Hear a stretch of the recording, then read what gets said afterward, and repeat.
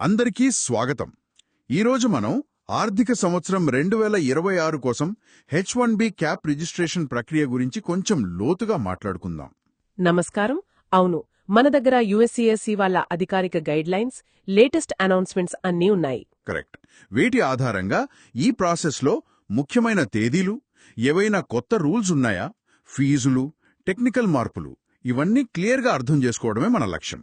ముఖ్యంగా H1B మీద ఆసక్తి ఉన్న వాళ్లకి, అంటే అప్లై చేసేవాళ్లకి, కంపెనీలకి ఇది చాలా ముఖ్యం కదా. అవును, మరిసారి ఏవో ఇంట్రెస్టింగ్ మార్పులు కూడా ఉన్నాయంటున్నారు.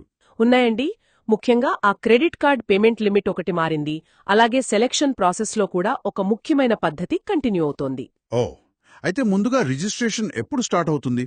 ఆ డేట్స్ ఏంటి? సరే, రిజిస్ట్రేషన్ ప్రక్రియ మార్చి 7, 2025న మొదలవుతుంది. మధ్యాహ్నం 12 గంటలకు, అంటే ఈస్టర్న్ టైం ప్రకారం. ఓకే, మార్చి 7 మధ్యాహ్నం 12. మరి ఎప్పుడు ముగుస్తుంది? ఇది మార్చి 24, 2025 మధ్యాహ్నం 12 గంటల వరకు ఉంటుంది. Same eastern time.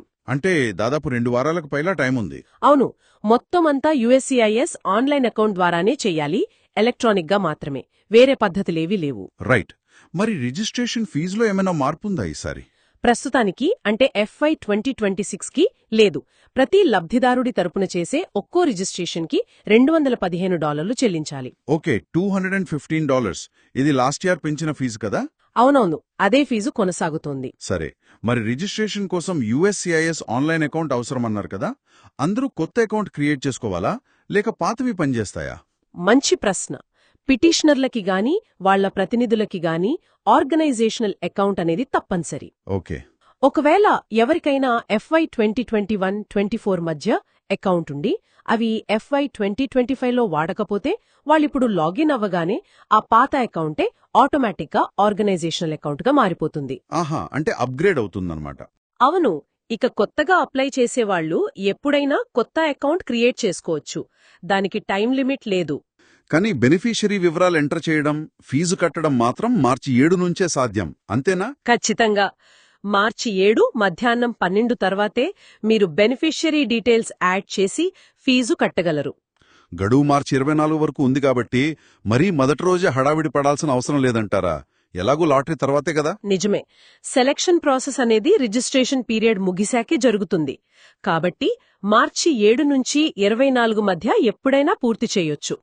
మరి లాస్ట్ మినిట్ వరకు ఆగకుండా చూసుకుంటే మంచిది, టెక్నికల్ ఇష్యూస్ రాకుండా. అవును, అది కరెక్టే. ఇక చాలా కీలకమైన పాయింట్కొద్దాం, సెలక్షన్ ప్రాసెస్. లాస్ట్ ఇయర్ తెచ్చిన లబ్ధిదారు కేంద్రీకృత విధానం, అదే బెనిఫిషరీ సెంట్రిక్ అప్రోచ్, ఈసారి కూడా ఉంటుందా? అవునండి, FY 2026లో కూడా అదే పద్ధతి కంటిన్యూ అవుతుంది. అదెలా పనిచేస్తుంది, కొంచెం సింపుల్గా చెప్తారా? తప్పకుండా.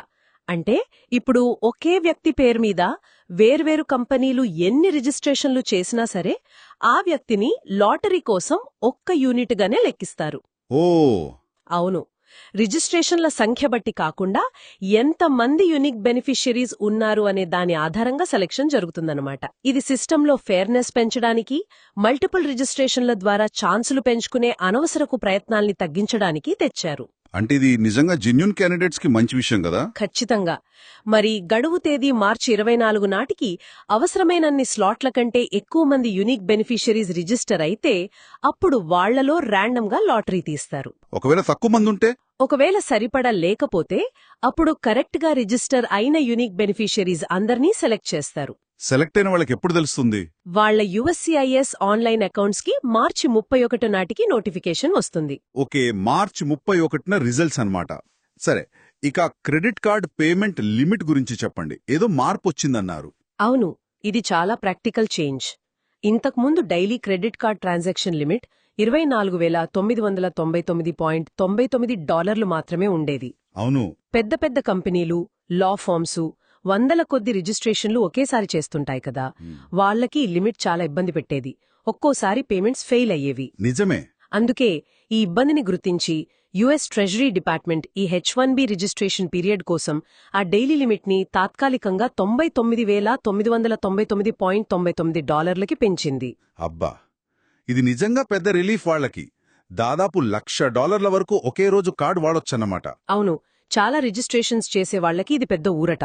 మరొకవేళ $99,999.99 కన్నా ఎక్కువ పేమెంట్ చేయాల్సి వస్తే అప్పుడు ఏసీహెచ్ ఆప్షన్ ఉంది. అంటే automated clearing house, direct bank transfer లాగా అన్నమాట. ఓకే. అయితే ఇక్కడ చిన్న విషయం. కొన్ని బ్యాంకులు ఇలాంటి పెద్ద ఏసీహెచ్ ట్రాన్సాక్షన్స్ పై బ్లాక్స్ పెట్టొచ్చు. కాబట్టి అంత పెద్ద అమౌంట్ ఏసీహెచ్ చేయాలనుకుంటే ముందుగా వాళ్ల బ్యాంక్తో మాట్లాడి అలాంటి బ్లాక్స్ ఏమైనా ఉంటే తీయించుకోవడం మంచిది. రైట్, అది గుర్తుంచుకోవాలి. ఇక పిటిషన్ ఫైలింగ్ విషయానికొస్తే కేవలం సెలెక్ట్ అయిన వాళ్ల తరపునే ఫైల్ చేయగలరా? అవునండి, అది చాలా స్ట్రిక్ట్ రూల్. రిజిస్ట్రేషన్ ప్రాసెస్లో ఎవరి పేరు మీదైతే సెలక్షన్ వచ్చిందో ఆ బెనిఫిషియరీ కోసం ఆ రిజిస్ట్రేషన్ సబ్మిట్ చేసిన పిటిషనర్, కంపెనీ లేదా వాళ్ల ప్రతినిధి మాత్రమే H1B క్యాప్ సబ్జెక్ట్ పిటిషన్ని ఫైల్ చేయాలి. అది నిర్దేశించిన టైంలోపు. క్లియర్. చివరిగా USCIS ఆన్లైన్ అకౌంట్స్లో ఏవైనా టెక్నికల్ ఇంప్రూవ్మెంట్స్ అంటే ప్రాసెస్ ఈజీ అయ్యేలా ఏమైనా చేశారా ఈ FY 2026 కోసం? చేశారండి. కొన్ని ఉపయోగపడే మార్పులున్నాయి. ఉదాహరణకి పారాలీగల్స్ ఉంటారు కదా, వాళ్ళిప్పుడు ఒకే అకౌంట్ నుంచి మల్టిపుల్ లాయర్స్తో కలిసి పనిచేయొచ్చు. ఆహా, అది ఫ్లెక్సిబిలిటీ పెంచుతుంది. కంపెనీ వివరాలు లాంటివి ఆటోమేటిక్గా ఫామ్ I-29 అంటే అసలు H1B పిటిషన్ ఫామ్లోకి పాపులేట్ అవుతాయి. ఓ, అంటే మాన్యువల్ ఎంట్రీ తగ్గుతుందన్నమాట. టైం సేవ్ అవుతుంది. కరెక్ట్గా టైం సేవ్ అవుతుంది, తప్పులు జరిగే అవకాశం కూడా తగ్గుతుంది. ఇంకేమైనా ఉన్నాయా? ఇంకో ముఖ్యమైన సౌలభ్యం ఉంది. చాలా మంది బెనిఫిషరీల వివరాలని ఒక స్ప్రెడ్షీట్లో రెడీ చేసుకుని ఆ ఫైల్ని డైరెక్ట్గా సిస్టంలోకి అప్లోడ్ చేయొచ్చు. దీనివల్ల ఎక్కువ రిజిస్ట్రేషన్లు చేసేటప్పుడు డేటా ఎంట్రీ చాలా ఫాస్ట్గా, ఈజీగా అవుతుంది. భలే ఉందే. ఇవన్నీ ఎప్పటినుంచి అందుబాటులోకి వస్తాయి? ఈ టెక్నికల్ ఇంప్రూవ్మెంట్స్ అన్నీ రిజిస్ట్రేషన్ పీరియడ్ స్టార్ట్ అయ్యే లోపే, అంటే March 7 లోపే లైవ్లోకొస్తాయని USCIS చెప్పింది. చాలా బాగుంది. సో మొత్తంగా ఒకసారి సమ్మరైజ్ చేస్తే FY 2026 H1B రిజిస్ట్రేషన్ March 7 నుంచి 24 వరకు. ఫీజు $215. సెలక్షన్ లబ్ధిదారు కేంద్రీకృతం. అవును, క్రెడిట్ కార్డ్ లిమిట్ బాగా పెరిగింది. $99,999.99 వరకు. ఆన్లైన్ అకౌంట్స్లో కొత్త ఫీచర్లున్నాయి. రిజల్ట్స్ March 31 నాటికి తెలుస్తాయి. కరెక్ట్.